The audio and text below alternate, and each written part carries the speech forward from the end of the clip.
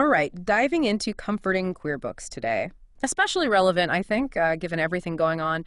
After the U.S. election a few days ago, we're looking at this Book Riot article from November 12th called Five Cozy and Comforting Queer Books because we need that now. Yeah. All about finding those bits of joy and happiness, especially, I think, for, LGBTQ plus teens maybe struggling. Remember all those calls to the Trevor Project during the election? Oh, yeah. Really shows you, how much we need these hopeful stories. So we'll be looking at these books, graphic novels, maybe some cozy fantasy, who knows. Get ready for some heartwarming journeys. Yeah, and it's so interesting. The author, she's Canadian, she wasn't sure whether to focus on queer resistance books or these comforting ones.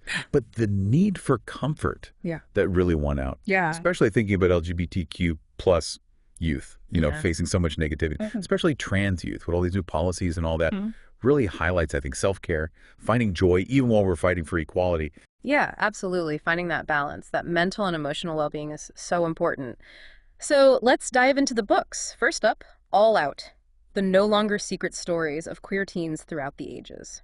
Edited by Sandra Mitchell. A collection of historical fiction, short stories, and get this, they all have happy endings. Oh, wow. That's powerful.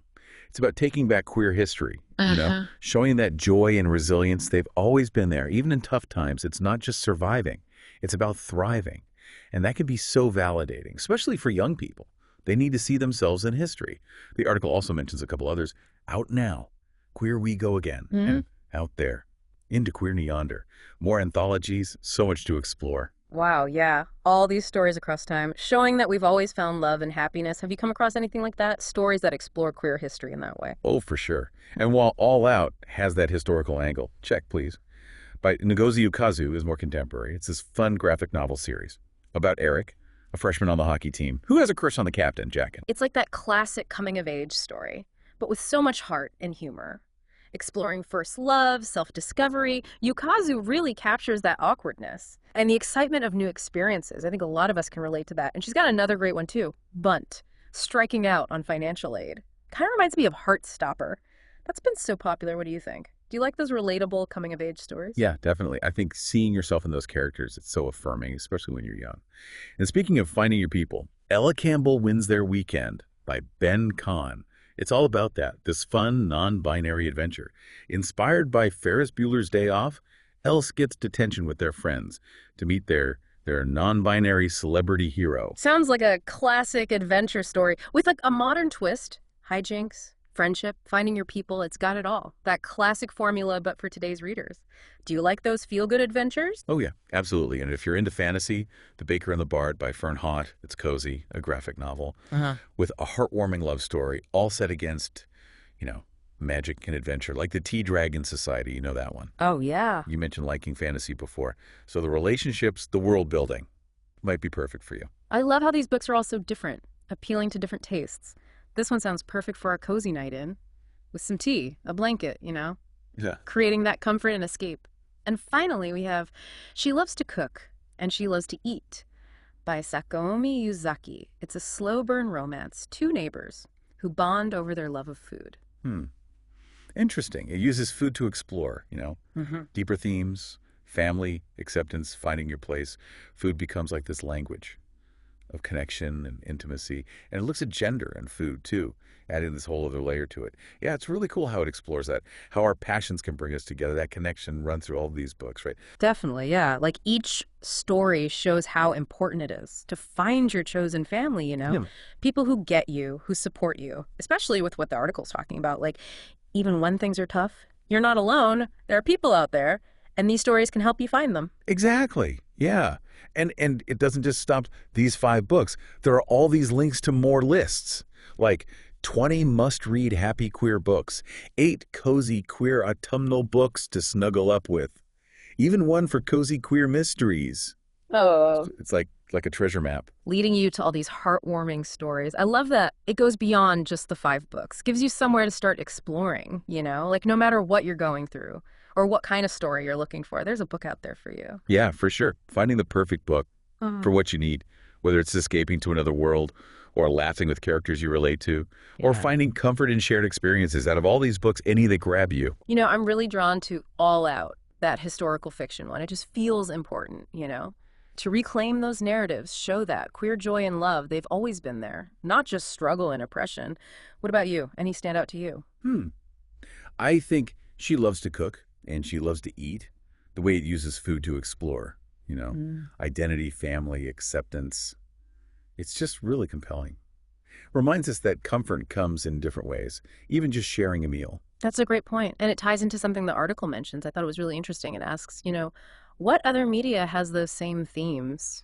Like movies, TV shows, music, offering that comfort and resilience for the LGBTQ plus community. It's like taking it beyond just books. Oh, yeah, totally. Thinking about how those themes, comfort, representation, how they show up in different ways. Like a powerful song, a heartwarming film, even a funny sitcom can do that. That feeling of connection and belonging. Absolutely. Seeing yourself in media in a positive way, it's so powerful, especially for marginalized communities. It's about being seen, understood. Couldn't agree more. So, we want to hear from you. What are your favorite comforting queer stories? From books, movies, whatever. What resonates with you? Why? Share your thoughts in the comments, on social media. Keep this conversation going. Yes, exactly. Let's celebrate all these different stories that bring us comfort, bring us joy, especially when the world feels a bit much. Because those moments of connection, hope, that shared humanity, that's what really matters. Beautifully said. And with that, this has been our deep dive into comforting queer books. Hope you found it insightful, inspiring, maybe even sparked a desire to explore some of these stories. Remember, even when things are tough, there's always beauty, joy, love to be found. Sometimes all it takes is a good book to remind us. So keep exploring, keep connecting, keep those stories close to your heart. Thanks for joining us. We've talked about comfort and escape, but these books aren't just, sluffy feelings. They go deeper than that. Yeah, for sure. They deal with some real issues like identity, coming out, expectations. Like in She Loves to Cook, they're dealing with family, with gender roles. Yeah, it's complex. Yeah. Our identities, our lives, even food, it all connects. And even in Check, Please, which is lighter, Eric's still figuring things out, coming out, finding his place on the team. Right, it's relatable. It's like these books show us real experiences. Lived experiences. But they're still comforting. Yeah, and they can start conversations. Oh, for sure. About empathy, understanding. Exactly. Building a better world, Yeah, it's not just stories.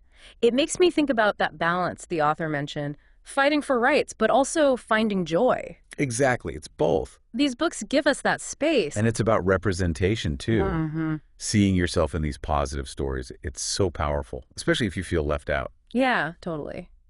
So to wrap up our comforting queer books dive, I think the takeaway is these stories matter. They do. Comfort, escape, belonging. Not just for LGBTQ plus readers, for everyone. It's that human connection. Right. We all need that.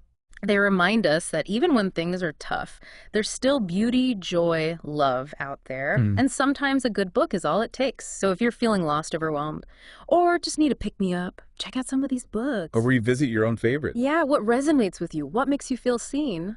Let's keep talking about it, connecting, sharing. Thanks for joining us on this deep dive.